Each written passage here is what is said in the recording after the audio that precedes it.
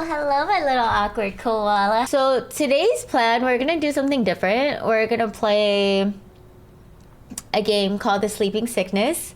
So yeah, it's almost like one of those books that like you choose your own adventure. So I'm kind of excited because it's kind of like in the whole horror genre too and everything. Start story. Oh, there it is. I was like, where's my mouse? Harsh voices crash down the hall, rustling through airy mumbles and sharp breaths. Oh my hell, already? Grayson slung his wet coat, snow dripping from this slick fabric, over the receptionist. Who was Dr. Gill chomping his teeth at now? Grayson stepped down from the clinic's hallway and caught a familiar scent of cheap perfume mixed with cigarette smoke. Janae? Ugh, not the cheap perfume and cigarette smoke. Gross. Grayson quickened his pace and pushed through the office door. Why do you care so much, Dr. Gill? An older man with a devious stare sat in his office chair, lips puckered into a sissy scowl. Can we at least agree that she's dead? Translucent wisps of black hair floated out of place as Janae bit her bottom lip. Would you just listen to me? Who's dead? Grayson asked. Janae's face softened, her shoulders relaxed. Gray. All 50 Shades. Dr. Gill adjusted his glasses. You're late. Dr. Gill hasn't updated the medical offices since the clinic was built 50 years earlier. The floors peeled, yellow fluff spewed from the corner of the examination bed, and the room smelled like a cabinet of expired spices. It was disgusting and outdated, just like Dr. Gill. What happened? Grayson asked. Who's dead? Tears glazed Janae's eyes. It's Mom. Greta? Dr. Gill rolled his chair to the side, revealing a metal table and a sheet-covered corpse. Janae, I am so sorry. Grayson touched Janae's bony shoulder as she melted into him, pressing her nose into his chest. How did it happen? He doesn't know, Janae said. Dr. Gill drew a pen from his pocket and clicked it. Janae, can Dr. Grayson have a look at your mother? Please, Janae said. I'd love a second opinion. On what? Cause of death? Dr. Gill dragged his chair across the office like a mutt wiping its ass on the carpet. He held out a clipboard. Janae, with all her medical expertise, doesn't agree with me. Who could blame her? Grayson snagged the clipboard. She died at 57. Oh, poor Greta. Small businesses, bruises up and down the arms, possible pinching, signs of minor frostbite on feet and ankles. Not the frostbite. Sleep exhaustion? Why would the cause of death be sleep exhaustion? Sleep exhaustion is a leap, Grayson said. What about a bad reaction to her medications? Mom didn't take pills, Janae said. None that we knew of, Dr. Gill said. Mom didn't take pills, not over or under the counter. Do we have her records? Grayson asked. Any pre-existing conditions, allergies, surgeries? Mom was healthy. Of course she was, Dr. Gill said. That's why she's alive and dancing around my office. This is Janae's mother you're talking about, Grayson said. Can you pretend to have some respect? Huh. I wonder how she died. I'll try. Dr. Gill sunk into his chair. The only health concern we know of is a sincere lack of sleep, thus my diagnosis. However, this has become a point of tension as Janae claims that dying from sleep exhaustion is impossible. And with all her experience waitressing at Three Rings, how can I contend with her? How severe was lack of sleep? Grayson asked. Janae's eyes darted to the floor. Mom usually slept fine. It was just this last week that she couldn't sleep. An entire week? Mom finally slept last night. You can't die from sleep exhaustion after a full night's of rest, right? Grayson cringed. Not sleeping for a week is deadly. Boom, Dr. Gill said. Your boyfriend agrees with me. Damn. That's kind of harsh. Not the boom. No, Janae's eyes deepened as they scanned Grayson's face. I need you to trust me. There was something else wrong with Mom. That was obvious. To stay awake for a week, you either had something wrong with you or were attempting to get into the Guinness Book of World Records. Did we do a COVID test? Grayson asked. Don't talk about COVID, Dr. Gill said. You have us all choking on mask. Is this funny to you? Janae asked. Are you playing some sick guessing game? Dr. Gill swiveled in his chair, his face blank and uninterested. My dear, guessing games are all doctors know how to do. Really? Is that what doctors do? That's what you do. Janae swiped her purse off the floor and flung it over her shoulder. We should have stayed in Anchorage. Mom would still be alive if she had proper medical care. She'd still be alive if she took some naps. I hate you. Shame. Blood flushed to Janae's face. I hope you die in your sleep and everyone in Trenton makes it into a big joke. That's fucked up. That's so mean. Grayson squeezed Janae's hand. The ceiling lights buzzed as Dr. Gill cleared his throat. Could you wait outside, Miss Tanner? Dr. Gill said, I'd like to talk with our recent resident doctor alone. No, I'm not waiting. I'm going home. Even better. Janae touched Grayson's cheek, kissed him. Come see me. Get some rest, Grayson said. We'll talk soon. So does Grayson work there? Or, like, what's going on? Janae glared at Dr. Gill a final time before stomping down the hall. Grayson shuts the office door inside. Did you undergo any sensitivity training while in medical school? Dr. Gill scooted back to Greta's corpse. Sometimes being insensitive is being sensitive. He tucked his pen under the sheet and unveiled Greta's head. Worn wrinkles solidified in Greta's dead putty face. Pale skin stretched smoothly across her cheekbones, reflecting the ceiling sickly light. Her eyes sunk unevenly into their sockets. Have a peek. Dr. Gill used a pen like a medical tool, sifting through Greta's hair. See that? Grayson tucked the clipboard under his arm and leaned closer. Crusted blood drips from a crescent-shaped gash on Greta's scalp. What is that? Grayson asked. I don't know, Dr. Gill said. There are 5 in total, forming a circular pattern around her scalp. Besides these, there are no other wounds on her body. Could this be cause of death? No, the cuts aren't deep enough. No damage to the skull, no bruising. Dr. Gill pulled his pen back, letting Greta's hair fall over her scalp. What do you think? Grayson narrowed his eyes. Greta hit her head on something. What? I don't know. What a foundation of knowledge you are, Dr. Gill said. The congealing blood tells us that Greta was wounded near her time of death, yet these cuts are not deep enough to have killed her. Do you think she was murdered? Grayson asked. Bruh.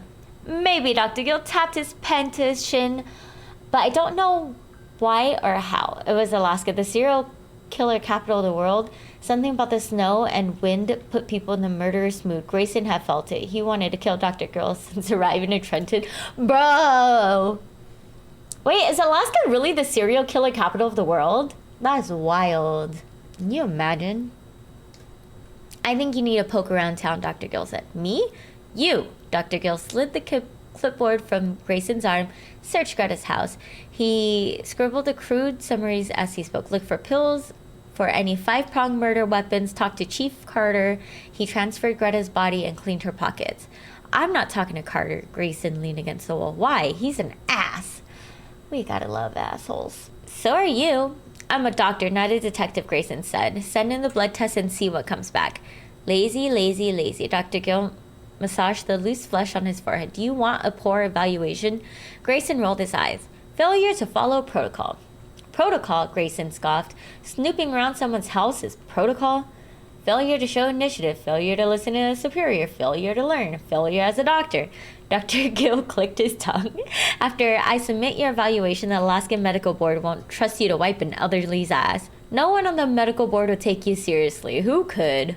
Want to find out? Dr. Gill raised the clipboard. Or do you want to help me find Greta's cause of death? Grayson glared at Greta's stretched face.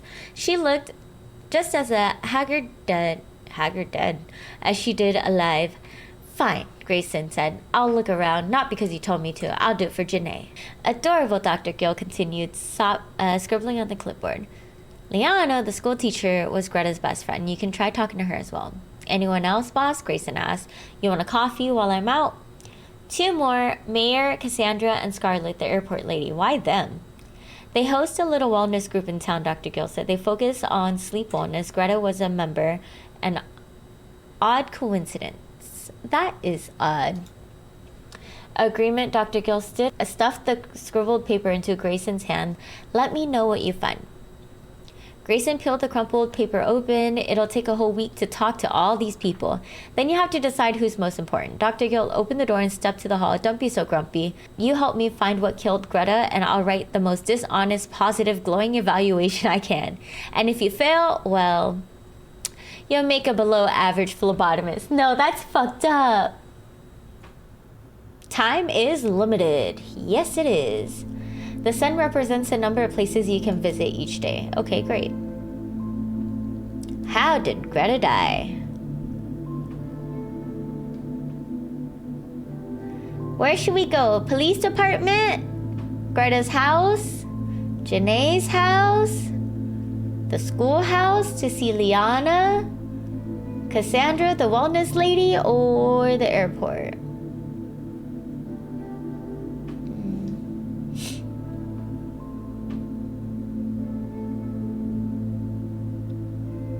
Let's see. Let's go to Greta's house. Let's be weird. Let's go to a dead lady's house.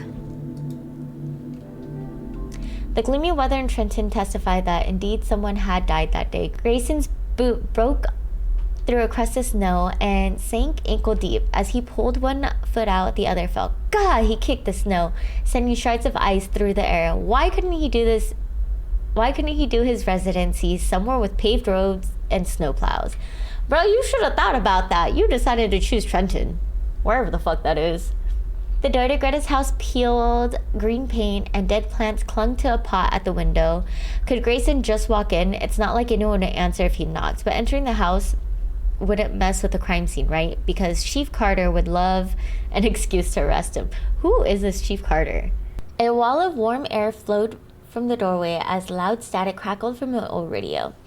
The floorboards creak. A lamp of fulgent? What does that even mean, bro? Multicolored glass casted a rainbow onto the wall. Every light that could be on was on, including a yellow plastic flashing light on the table. Strange. Reports of alien activity usually included electrical interference. Lights turning on or off. That could be it. A pair of aliens abducted Greta and sucked her brain out using a device of 5 sharp prongs.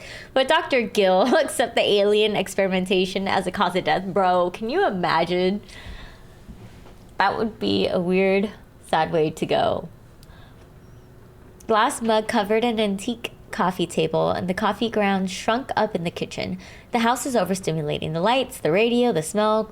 Grayson's brain swelled. The back of his eyes ached, and he can taste the rotting coffee. That's gross. He dropped to one knee and pulled the radio's plug, plummeting the house into silence. Better. Grayson flicked the lights off as he moved through the house. The bathroom's medical cabinet contained off-brand or expired medication, ibuprofen, Tums, wart cream, and cough syrup. No prescription pills, no heroin needles, no little sack of lawn clippings. What the fuck is lawn clippings? The upstairs bedroom was the weirdest room in the house. Unwashed clothes covered the floors in piles, and a tarp hung from the ceiling, duct tape along the walls, an inch from Grayson's head. Was Greta renovating her ceilings? What's up with the tarp? Grayson raised his hand and pushed up the crinkling tarp as he tugged through Greta's dirty clothes.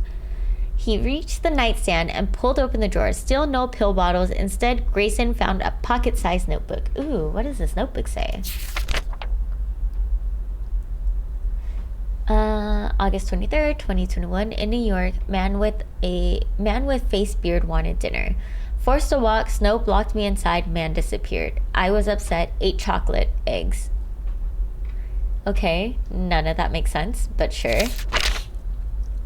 Okay, that's a little strange. Grayson flips randomly to another page. September 14th. Small dog turned into a wolf, followed me home, got inside house. I got locked in bathroom. Dog spoke to me, wanted me to let it in. Woke up. That's a weird dream. Girl, that's a weird dream. Creepy if it was poetry. It was the worst Grayson ever had. Oh my god, I cannot read today. It was the worst Grayson had ever read. The entries read more like dreams. He flipped through the notebook. Greta recorded her dreams every night until November 4th. About a week ago. It makes sense. You can't dream if you're not sleeping. November 5th was the first night Greta missed since starting the journal on July 18th. Janae was right. Greta was sleeping fine until a week ago. Grayson turned to the front of the journal. Greta, I'm glad to have you in the group. I wanted to get you this journal as a little welcome gift. The recording of your dreams shall lead to better things. Sleep well. Cassandra. So that's where we're going next. We're going to go see Cassandra. Mayor McClure. Grayson slapped the notebook closed and tucked it into his pocket. No pills, no fry-prong weapons, just a worn book in a dirty room. Greta clearly suffered from a minor or major psychosis, a standard symptom of extreme sleep deprivation. It would explain all the lights and stupid tarp. Grayson pushed between bundles of clothes as he stepped towards the door. Hopefully Cassandra can tell him more about that journal, though it probably didn't relate to Greta's death. What the fuck? A sharp mechanical hum followed by a crumpling thump made Grayson pause in the doorway. In the far corner of the room next to the bed, tarp came free, stringing a strand of loose tape. What was that? Grayson glanced down the hall. It sounded like it came from the ceiling. He stepped back into Greta's bedroom. A dirty sweater caught his foot, almost pulling him to the floor. Disgusting mess. He stomped the sweater down and made his way to the bed. Grayson grabbed the tarp's edge, sticky from tape residue, and scanned the floor. It didn't look like anything had fallen from the ceiling. What made that humming sound? Darkness radiated from open spaces. Grayson peeled the tarp back and peered at the ceiling. Two tiny red lights stabbed through the soups of shadows. What is that? A smoke detector? The chirping could have been a demand for new batteries. Grayson lifted an ear and waited. Silence. His stomach jerked when he was suddenly overwhelming. Sink of salt water burnt his nostrils. Salt water. Does salt water have a smell? Grayson covered his nose and pushed the tarp back, massaging the tape onto the wall. What is that? He scanned the room looking for a rotting saltwater aquarium or moldy saltstone. Vomit bubbled in Grayson's gut, forcing him out of the room and the house. Grayson gagged in the snow, and lines of saliva dripped from his mouth like spider webs. That was enough detective work for one day. Okay. I can go to 2 places today.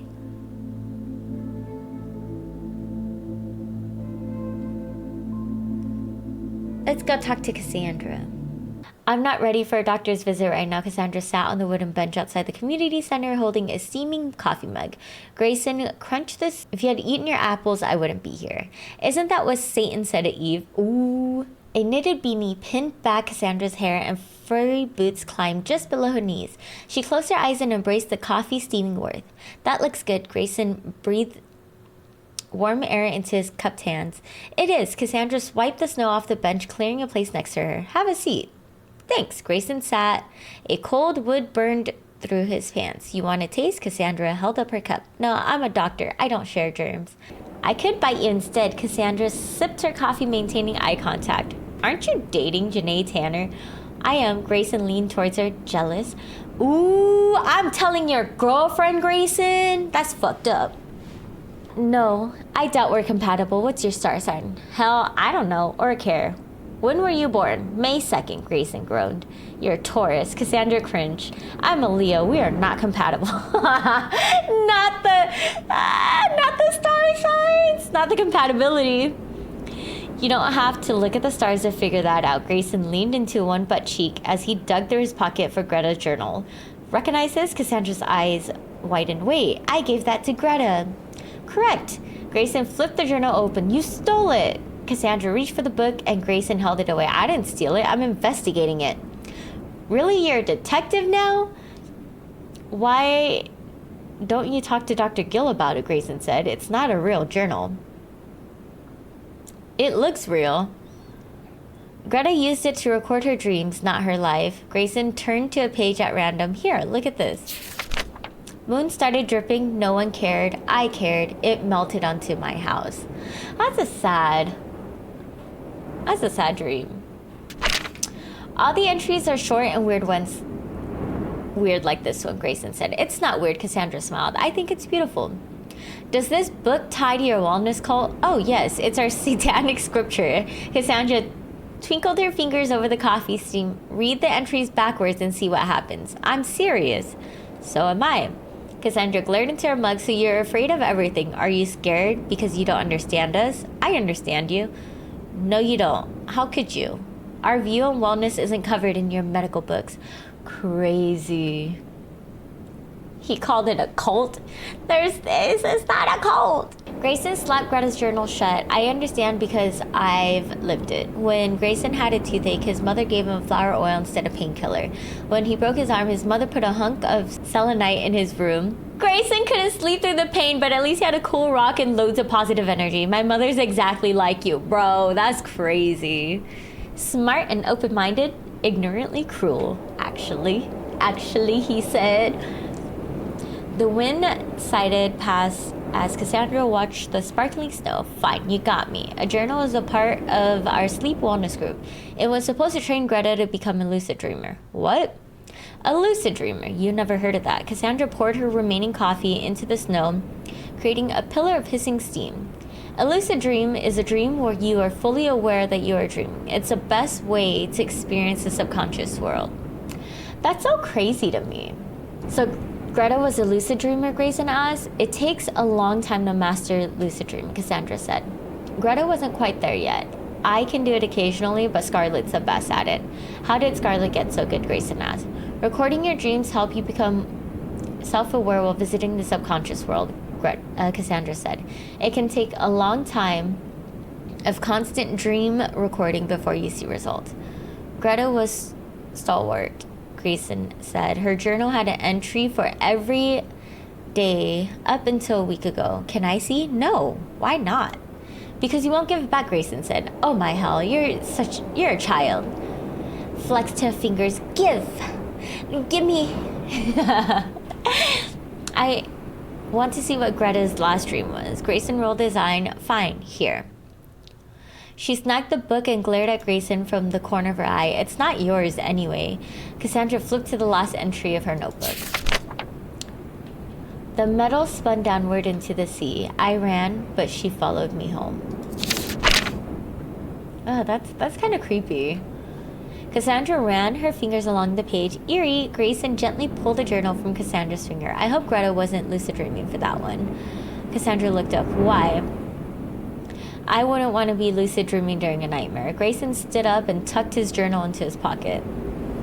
And you don't encourage sleep deprivation techniques to try to inhibit lucid dreaming, do you? Of course not, Cassandra sneered. Unlike the medical field, our techniques are unintrusive. Good. Cassandra tapped her fingers on her lap. How are you sure that Greta had a problem sleeping? She didn't sleep for a week. Maybe it wasn't because she couldn't, Maybe Greta was trying to stay awake. Why would she do that? It's like you said. Cassandra leaned back on the bench, her eyes absorbed in the blueness of the sky. If I had a lucid nightmare, I'd never want to sleep again. That is so scary, though. Can you imagine, like, lucid dreaming in the middle of a nightmare? Bruh. Okay.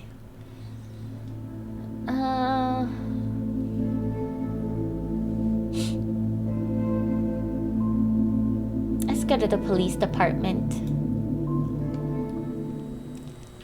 Janae was a wonderful girlfriend, but she came with one ass of an ex-boyfriend. Great. Oh, that's why they don't get along. Okay, that makes sense. Grayson stood outside the police station, inches from the door. Why did it have to be this way? Janae and Grayson could have had a secret love affair, but nope, she wanted to do things the ethical way. Grayson kind of sounds like a piece of shit to me. Bro, what? What do you mean a secret love affair, bro? You stole his girl. A clump of snow rolled off the station's roof and splattered on the walkway. It doesn't matter what Carter thinks. Grayson inhaled and anxiety burned his lungs like spearmint. Grayson needed answers. Dryer sat at his desk with his feet up. White wires ran from the handheld gaming console into his ears. The plastic clicks echoed through the department. Carter's desk was empty. Grayson's lips curved into a smile. There was a rod way too far up Carter's you-know-what for him to let Dryer play video games on the job. So Carter must not be around. Grayson knocked on Dryer's desk. Hello. Hey, Dryer ripped out his earbuds. On break? With how slow it is in town, the entire day can be my break. Dryer raised his eyebrows. Maybe you can commit some crime and give me something to do. That's crazy, bro. I wouldn't want to give Carter an excuse to put me in handcuffs. Grayson scanned the dilapidated building. The floor tile faded, yellow stains covering the ceilings, and dark splotches splattered the wall. Where's Carter? Sick? You're kidding. Dryer offered the first bump, which Grayson accepted. Maybe God is real. That's so fucked up. I've been praying hard enough, Dryer said, returning to his game. This is the first time the chief called in for anything since I've worked here. Amazing. Grayson dropped into Carter's chair. Maybe I should make a house call. If the chief saw you on his property, he'd probably shoot you. Dryer leaned forward, tongue out, and tapped a button rapidly. It didn't sound like a big deal. He said he had a tent knee or something. A tent knee? Yep, his ears are ringing. Tinnitus? Am I saying that right? Is that... Yeah, it is. Grayson scooted his chair next to Dryer. Rainbow of light flashed onto the game screens as a little spaceship fired lasers at robotic machines. I need to ask you something, Grayson said. About Greta. Yeah. Start talking. Dryer lifted the device. Don't worry, I can play and listen. When you transported Greta's body to the clinic, did you check her pockets? Sure, the chief made me do it. Did you find anything? A hunk of lint. Is that all? That's all we found in her pockets. Did you find anything in the house? Grayson asked. Dryer shifted in the chair. No, I don't think so. Dryer's fingers. It makes sense that Carter would want to hide information from Grayson, but there is no doubt that Carter wanted to solve the case, swoop in, impress Jane, and win her back. But why would Dryer lie? Really, Grayson said. That's weird. I heard you two found something. Oh yeah? Who told you that? A digital ship flashed red as the robotic enemies closed in. Carter mentioned something to Dr. Gill. The chief didn't say anything about that. Dark red lights float across the game screen. Game over. Damn. Carter doesn't want you to tell me. Grayson leaned forward, trying to meet Dryer's eyes. Is that correct? Dryer set the game on his desk and sighed. How did I get stuck in the middle of this drama? Are you and Carter friends? Grayson asked. No. Are we friends? Heck yeah, we're friends. Good. Grayson sat back. I need to know what you found at Greta's house. Dude, the chief would kill me. Please, for a friend. Dryer's body tensed like someone was pushing him full of air. He exhaled into a windy growl. Fine. The chief can French kiss a garden gnome. Dryer wheeled his chair to Carter's desk, yanked open the top drawer, and pulled out an orange pill bottle. We found these on the kitchen table. Dryer tossed the bottle to Grayson. The chief wouldn't let me see them. He said there's no reason for my big mouth to spread slander. Grayson turned the bottle in his hand. Zopedum. I'm gonna butcher that. I'm not even gonna try. Huh? Dryer leaned closer. Ambien. It's a sleeping pill. Grayson raised the bottle to the light. The prescription was filled in Wasilla a week ago. A month's supply, count 30. Grayson popped the lid and breathed the powdery scent. Did Greta overdose? Only 1 or 2 pills are missing. Not enough for an overdose. That's good. I don't want you to get into trouble. Grayson tucked the pills into his pockets, but I have to take these. Dryer nodded. I get it. I'm sorry, Grayson stood. If Carter asked, blame me. Nah, Dryer scratched his head. If he asks, I'll tell him I popped all of them and napped. Bruh. I feel it. Me too. Me too. You're a good friend. I know. Dryer returned to his desk, tucked in his earbuds, and picked up his game. After Grayson walked a short way from the police station, he pulled a bottle from his pocket. Carter may hate Grayson, but he has a soft spot for someone. They found the bottle in Greta's house, but it wasn't hers. The prescription was made out to Liana Wynn. Ooh.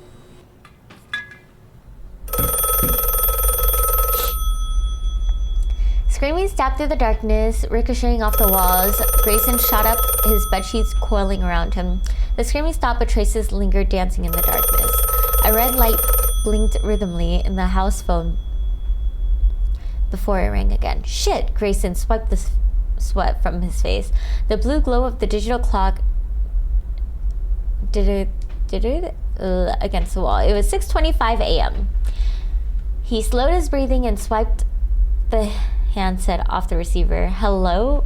Grayson flipped his legs off the side of the bed. Grayson speaking. Gray? Static nibbled at Dr. Gill's voice. Oh, hell. Grayson glanced back at the clock. They had no appointments today. The clinic doesn't open till 8. What is it? Are you feeling all right? I'm tired. Grayson rubbed the sleep from his eyes. What do you want? The empty hum suffocated the phone line. Grayson groaned. Is there a reason for this call?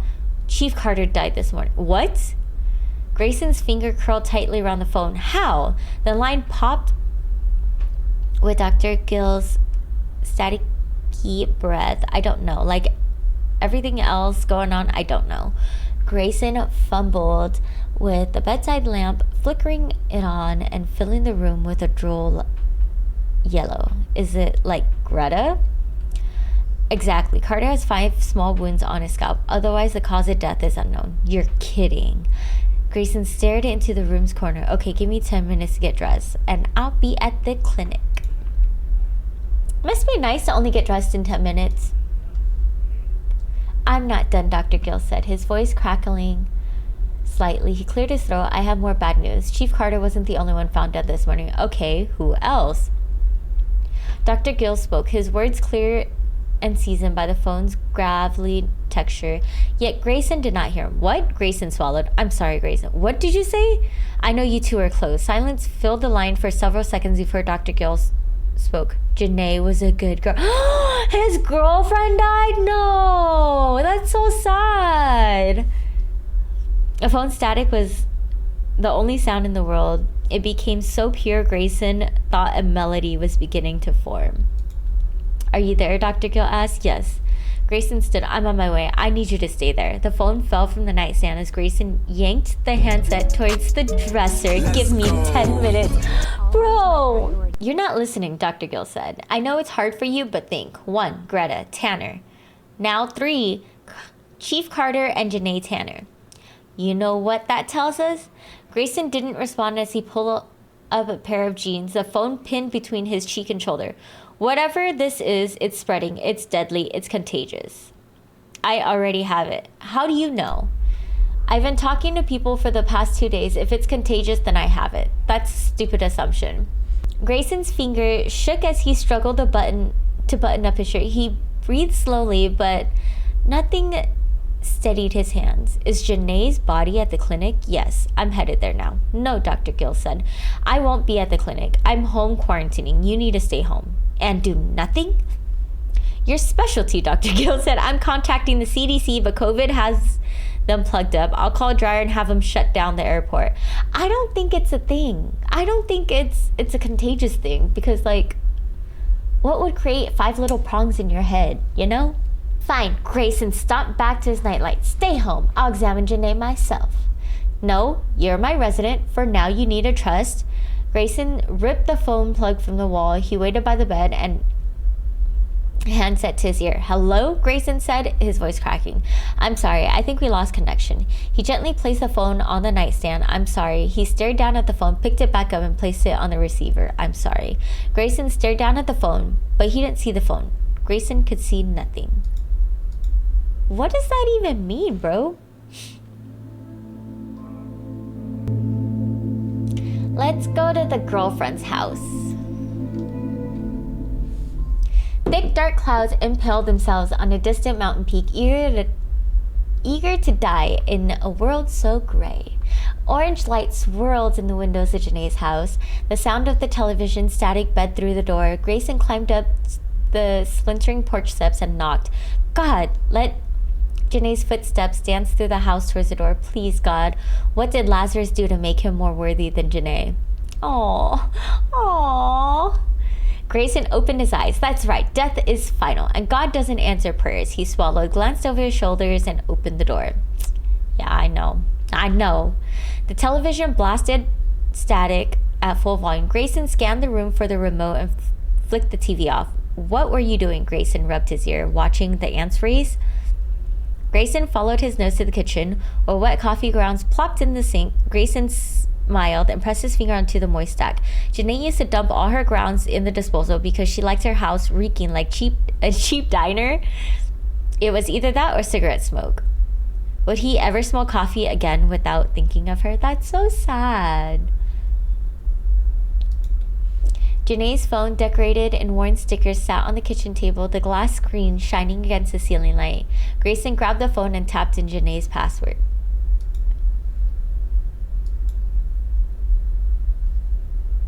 Oh. Miss Tanner, how are you? It's Dr. Lillian. Lennon?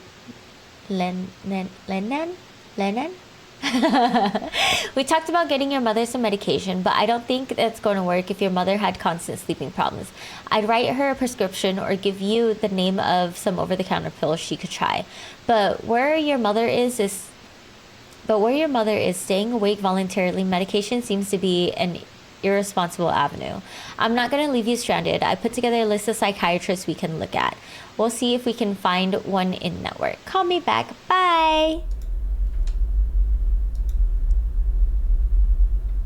Her ex is old, man. I know you don't want to hear from me. Nope. But here you are. How are you taking everything? Great. I'm always here for you. You know that. Aw. Talk to her. She wanted to come because you talked her into it. She should have came once. It's nothing crazy. Leave my mom alone. I heard about Greta. I'm sorry. I can't. Why? You can't live like that. I'll be fine. I'll sleep soon. I love you. I'm calling a doctor. I'm doing this for you. She wants you. Damn. Yesterday? How was she? Very sleepy. You try talking to her? I'll try. Okay. According to Doctor, Greta didn't have trouble sleeping. She was keeping herself awake voluntarily, but why? How could anyone do that? A lump of nausea fell in Grayson's stomach as he leaned forward. Janae said that Greta had trouble sleeping. She lied, but why? Why didn't Janae trust Grayson? He was there for her, always. A soft voice hummed through the house. Grayson's head snapped towards the living room as he dropped the phone on the counter. That's fucking creepy. You guys hear it? A melody, soft and juvenile, sang somewhere in the living. Grayson turned the TV off, right? Was it a radio? No, it couldn't be. The voice was too smooth, free of static imperfections. Grayson's mouth dried as creaking footsteps pattered across the adjacent room. He tried to call out, but couldn't make a sound. Grayson stepped towards the living room as the humming melody grew in volume. A savory smell of copper and salt overtook the coffee as Grayson rounded the corner. Oh my god. Does that mean he's got like a demon ghost hunting him? The singing instantly died. The living room was empty. Grayson's reflection stared back from the TV. Hello? Why is it the hello? Silence, but weird salty smell remained. Grayson struggled to swallow. Hello? This house is empty. Grayson's eyes shifted to the stairs. Where had the singing come from? Oh shit. Oh my god, that sound made me jump a little bit. Ah! The television burst to life, flooding the room in a flash of nuclear light. Static roared, gurgling as it chewed on a mix of signals. Son of a bitch! Grayson lunged forward, pushed the TV side, and ripped the plug from the wall. Silence filled the house. Stupid shit. Grayson stepped back, stumbling for the door. His legs turned to rubber, and dizziness sloshed across his eyes. He gripped the knob and pressed his body to the door. Grayson trotted down the porch steps, kicking a pile of cigarette butts as he fled. Who wired that damn house? Grayson tucked his hand in his pockets and pushed his head down. Maybe it was a ghost. More than likely, it was just God playing sinister tricks. I mean, if you believe in God, you have to believe in ghosts, right? Because without good, there's no evil. Without vice versa. Whatever. Once or twice, Grayson thought he heard a soft singing voice following him down the road, but it was just the wind. Stupid fucking wind.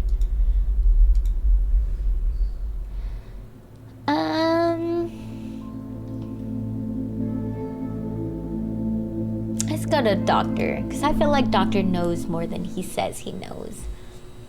Grayson slammed his foot onto the clinic front door. Hey, he grabbed the knob and yanked. Damn it. He breathed into the numb fingers. Dr. Gill locked the clinic. Why? Out of spite? Grayson rubbed his hands together as he stepped back into a layer of fresh snow. Fine, lock the clinic. But that wouldn't keep Grayson out. He held his breath, locked his eyes with the doors, and ran forward, driving his shoulder into the woods with a resounding thump. Ah, shit. A numb pain spread down Grayson's arm as he rubbed his shoulders. The door remained unopened. What the hell? Ramming the door worked on TV and in crime novels. Wait, like ramming like, oh, shh. I feel like that shit would hurt. I don't know why he thought that would work. Grayson spread his legs and lifted his arm. Okay. He exhaled a swirl of streaming air, turned his body, and kicked the door above the knob. The door rattled, but remained in the frame. Oh, okay. Grayson kicked again, and the impact vibrated through his femur and his teeth. Oh, that sounds like that hurts. The door shook, desperately clinging to its frame. It was working. But what would break first? The door or his leg? Come on. Grayson grabbed the handle as he twisted. The knob slipped from the door along with 2 stripped screws. The doorknob sang as it collided with the rock hidden beneath the snow. Grayson rammed his finger through the hole, pushed the interior knob out, and opened the door. Grayson stepped inside the clinic's waiting area. Add that to my evaluation. During his residency, Dr. Gray proved proficient at removing barriers between him and his patient. A swirl of smoky light flooded the clinic through windows veiled in sheer curtains. Grayson massaged his shoulder and limped down the hall. Air tasted like dust, and Grayson imagined little particles jumping around his lungs like plastic beads in a toy vacuum. That's cute. That reminds me of the little toy vacuums that had the... Yeah, I don't know. Do they still make those? Is that still a thing? The door to the examination room squealed as Grayson pushed it open. Janae's body rested on a layer of crinkling sterile paper. Her pink flesh turned to glue, her red freckles spoiled to a dull brown. Traces of Janae's beauty made her corpse identity undeniable. It was Janae, the girl with the "do it, I dare you" eyes and a whip for a tongue. Yet her corpse was a cheap replica of who she really was. Grayson brushed the loose hair off her cheek. The hair was the same. Her hair was immortal. Grayson grabbed Janae's tight, cold fingers. Goodbye, he squeezed, and nauseous boiled in his stomach. Bye, Janae. Rubber gloves snapped as Grayson pulled them over his hands. He drew a flat-tongue depressor from a glass jar on the counter and waited over the corpse. Janae's eyes bulged against her lids, and her lips swelled from fat, pale leeches. He pried the wooden stick under her right eye and peeled it back. The eye's blood vessel glowed, and a yellow tint circled the iris. The pupil was flat and large, like a black olive. Janae's nails were gnawed and abused like they always were. No signs of a struggle or fight. That's good. Grayson squeezed Janae's cheeks as he lowered the tongue depressor into her mouth. Wetness darkened the tip of the stick, and Grayson slowly turned her head. A trickle of water dripping down from Janae's mouth, sliding across the paper and dripping onto the floor. What is that? Purge fluid? Grayson sniffed the air. Purge fluid had a strong smell, and he didn't smell anything. Grayson cringed as he lowered his nose towards the liquid. It looked like water, but this close he sensed a slight ocean smell. Was Janae drinking salt water? Can't you die from drinking salt water? Isn't it like too salty?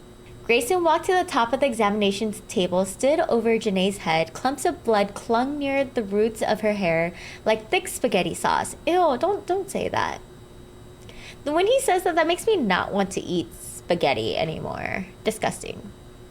Grayson lifted Janae's hair and scanned her scalp. Congealed gold stuck to a small crescent-shaped wound at the crown of her head. Sifted through the hair. 1, 2, 3, 5. 5 cuts not deep enough to be lethal and slightly curved in a circular pattern, same as Greta. That's gross. What causes 5 cuts like that? A makeshift weapon? Flesh-eating bacteria? A terrible hat? What? The ceiling glowed against something on Janae's scalp. Grayson narrowed his eyes and leaned in closer. A small, sharp, translucent object protruded from one of the cuts, deep enough to be barely noticeable. Grayson went to the side of the table and returned with a pair of tweezers. The object peeled free from a crest of blood, and Grayson held it up. The ceiling lights reflected the edges of the blood-stained fingernail. Ew, it's a nail? That's gross. 3 days has ended. Why did it look so creepy? The cold sapped the air from Grayson's lung. His throat spasmed, letting out a little huffing breath. His eyelids are sealed shut. Where was he? Grayson's fingers tightened around a rod of lumpy iron as his legs wobbled beneath him. The wind tore at Grayson's shirt. Did he leave his house? The last thing he remembered was laying in bed. Below, he can hear waves sloshing together, roaring and fighting. The ocean was an hour south of Trenton, but it was unmistakable. Salty brine tainted the air. Metal creaked as gusts of air made the floor sway under Grayson's feet. Grayson licked his peeling lips, pulled at his eyes, which parted with a slight tear. Hot tears pulled down his cheeks. freezing against his skin. A black spiral staircase spun indefinitely towards the swirling mop water sky and plummeted hundreds of feet into twinkling black ocean. Grayson stood stranded in the center of a massive iron structure. I'm dreaming, Grayson said, his warm breath tearing his lips. He pinched his arm. There was no pain, but it was numb, disconnected pain. I'm dreaming. The staircase leaned and wobbled, creaking and screeching in the wind. Nothing existed except for stairs, the sky, the water, all trapped in a horrific snow globe with spinning ice. Is this a lucid dream? Grayson had control of himself, and his mind was not clouded by the usual veil of sleep. But why would anyone train themselves to experience something this horrible? Grayson peeked over the railing. He could jump, slap the top of the water, and end this nightmare. Grayson bit his lips soft, wet flesh, but if he didn't wake up, what if? Fine, Grayson gripped the railing as he descended the steps. At first, no matter how many steps Grayson took, the ocean didn't get any closer. He was stuck in a perpetual staircase that would never allow him to make any progress. Everyone has nightmares, where they can run as fast as they can, but never get further from some horrible monster. Maybe this dream is like that. But eventually, the ocean waves grew closer. The sea mist sprayed Grayson's cheeks. What would he have done? What would he do once he reaches the bottom? Swim? Drown? Hopefully wake up? Furthering up the stairs, a voice sang. The railing vibrated between Grayson's fingers as foreign footsteps thudded down the staircase. There was someone else on the stairs. Grayson leaned over the railing and strained his neck upwards. A blur of dark fabric, or maybe hair, descended the stairs several levels above. A moment later, it came again, one level closer, then again. The footsteps quickened. Grayson ran his hands, burning as it slid along the railing. The icy water grew closer, the waves forming sharp points and splitting foam into psychedelic patterns. The shaking staircase vibrated, Grayson's body tenderizing his flesh. He took 2 steps at a time, nearly tripping down the stairs to see the ground. Grayson rounded the final turn and his legs tensed, holding him 1 step above the ocean. Waves sloshed at the bottom steps, turning the black iron into rusty vomit orange, now wet. Under the water, the steps continued spiraling deeper into the Black Sea. Footsteps shook the iron above Grayson's head, and suddenly they were behind him. Who's they? Cold breath stinking of fish slime soaked into Grayson's back. Cold tendrils, fingers, tentacles, or a tongue, he couldn't tell, brushed through Grayson's hair running across his scalp. Not the tentacles! Sorry. Grayson jumped, water sprang through his nostrils, burning his sinuses. A thick stew-like bubbled between his fingers, resisting his climb to the surface. Grayson's chest tightened and his lungs stretched as he clawed upward. He breached the surface, scraping the slimy ocean from his eyes and mouth. Grayson didn't wake up. His shirt froze above the water. His lungs refused to breathe, only taking whiffs of air. Grayson scanned the ocean surface. The black staircase sat empty. Whatever had been chasing him must have retreated back up the stairs. In the distance, a large hunk of ice floated on the water. Grayson's frozen muscles ached as he paddled towards the glacier. 2 figures stood on the ice, staring into the Black Sea. Hey, Grayson raised one hand and waves struck him in the face, filling his mouth with salt. Help! He stretched his finger towards the ice. Help! The 2 figures turned their head. Dad? Grayson's fingers slipped as he tried climbing from the water. Help me. Grayson's father stared, his lips pressed into a blank expression, and black water swirling his eyes. Mom? The waves pulled Grayson away. Mom, help! The singing returned, muffling out the sound of crashing waves. Dad! Grayson screamed till his throat burned, but his voice was silent. Damn. I wonder what this dream signifies. Seth's house. With all the recent deaths, I should search the neighborhood and make sure everyone is alive.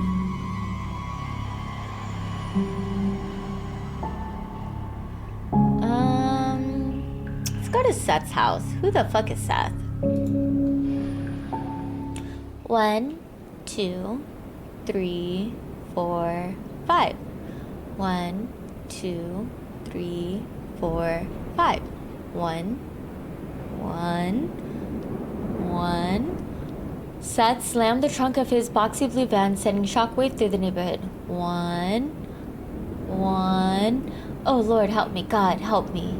2. Yeah, 2. 3, 4, 5. He hobbled to the back door and lifted a briefcase into his backseat. Mr. McClure. Grayson walked briskly, his shoes struggling to grip the icy road. Seth glared. The saggy skin of his face hung like a poorly fitted Halloween mask. Stacks of luggage and hard cases were visible through the van's tinted windows. Seth was packing, but for what? In the summer, you can drive to Anchorage in a few hours, but once the snow started swirling down the roads, we're out of commission. Your van doesn't look ready for the snow. Grayson kicked one of the tires.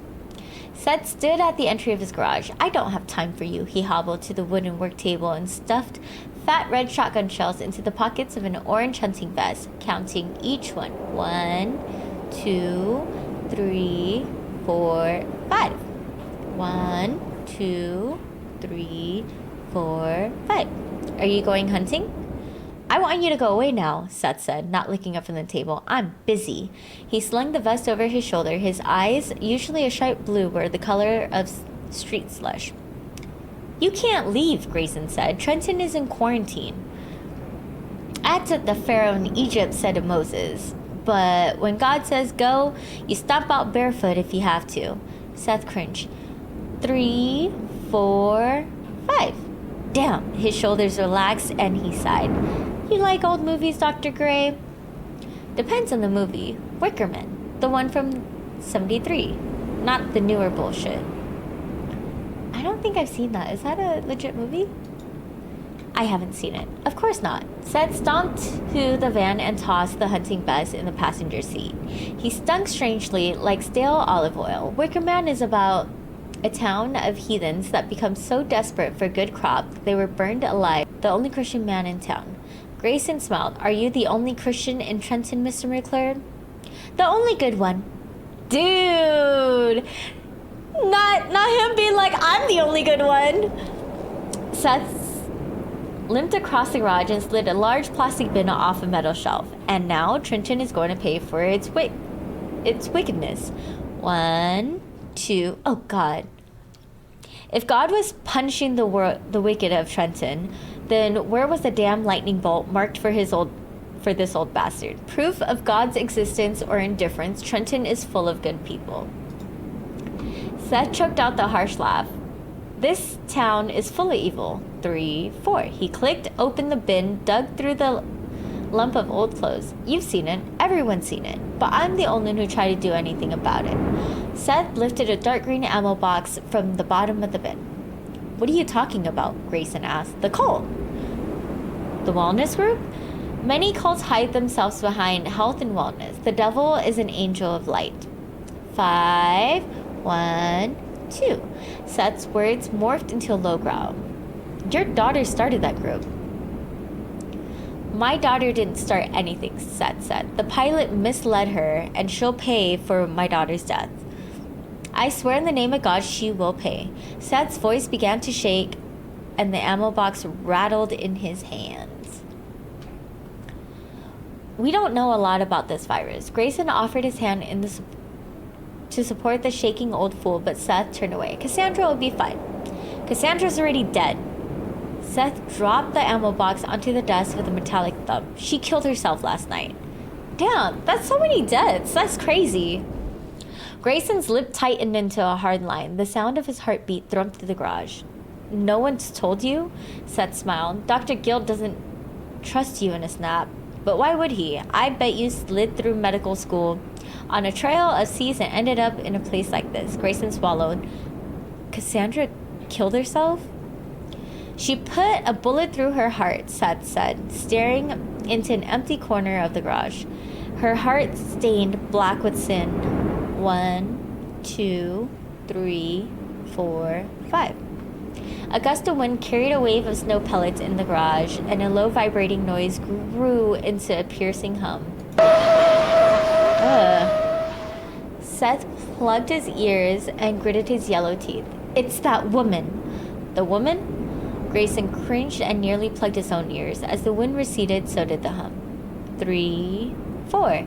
Seth lowered his hands and his body swayed. You hear that? Grayson's eyes darted from Seth to the snow-covered van. I'll never hear it again. Never again. Seth stomped into the driveway and climbed into the van's driver's seat. Wait. Grayson leaned against the door, blocking it from closing. You'll get stuck out there and you know it. I'm not driving, fool, Seth said. I have my own plane. The airport's closed. I don't care where my plane is parked. No one is going to stop me from using it. As Seth reached for the ignition, his jacket lifted, revealing the handle of a pistol sticking from his belt. Grayson eyed the weapon. And what if they don't let you take your plane? Seth stared through the windshield and said nothing. If they don't let you go, will you come home? Seth shook his head. God will provide a way. Grayson grabbed the steering wheel. What are you doing? Seth snarled. You can't do this. Get off! Seth pushed his wrinkled palm into Grayson's face, and the pistol handle stretched from Seth's waist. Grayson turned his head, released the steering wheel, and flung his arms towards the gun. Get off! Seth leaned into the passenger seat and grabbed Grayson's waist. Let go of me! Grayson's fingers gripped the gun's handle, and the weapon slid free from the belt. Seth grabbed the noise of the pistol. Grayson pulled, and Seth cried out in a harsh, scraping voice. Let go! A clump of spit flew from Seth's mouth as he drove his swollen knuckles into Grayson's face. The tips of Grayson's fingers slipped, and Seth tore the pistol away, flopping backwards into the passenger seat. Grayson's eyes desperately searched for the car. He reached over the steering wheel and pulled the van's keys from the ignition. Enough! Grayson stepped back. That's enough! He lifted the keys. You're not going anywhere, not till we've talked. Seth rolled clumsily into the upright position, his face flushed with blood, his eyes bulged from his head. You are going to give me back my keys right now. Grayson stepped into the snow. You need to calm down. Give me the keys. No. Grayson swallowed. You can have your keys once we've talked. Seth raised his pistol, his hand shaking. Give me the keys. Grayson tensed, his toes dug into the soles of his shoes. What are you doing? The devil controls Trenton. Seth jerked the gun forward. She crawled from the dark ocean. She'll kill us if we all stay. The wind whistled by, and Grayson smelled Sebring, the dark ocean. His eyes widened. You had the dream. Give me the keys or I swear I'll shoot you. Did you have the dream? You're a part of this, aren't you? You had the dream. You saw those staircases. Grayson's lip moved but made no sound. Didn't you? The dream doesn't mean anything. So tell me. Seth pressed his eyes closed. 2, 3. Stop counting and tell me the truth. 4, 5. Did you see the staircase? Oh, shit. Scared me a little bit. A hard pop crackled through the air, and invisible fist punched Grayson in the chest. The blast echoed through the neighborhood, each rendition quieter than the last until it faded.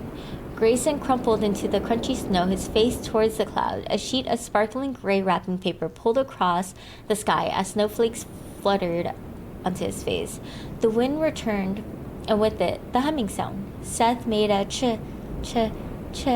sound as the wind picked up and the humming returned. No! No! Seth covered his ears as he stood over Grayson's body. 1, 2, 3, 2, 3, 4, 5. Does that mean fear? There's 6 endings. Damn, he just died just like that? Wait, I want to know who this person is. Am I gonna have to play to get all 6 endings? Yeah, so what'd you guys think? That was a very interesting story. I definitely want to play more. I probably won't do it on stream. I'll probably do it on my own time because it is a lot of reading. But definitely worth it. I was super intrigued. I want to know who the she is. Like, why do they call it the sleeping sickness? Is it like sleep I paralysis? don't know.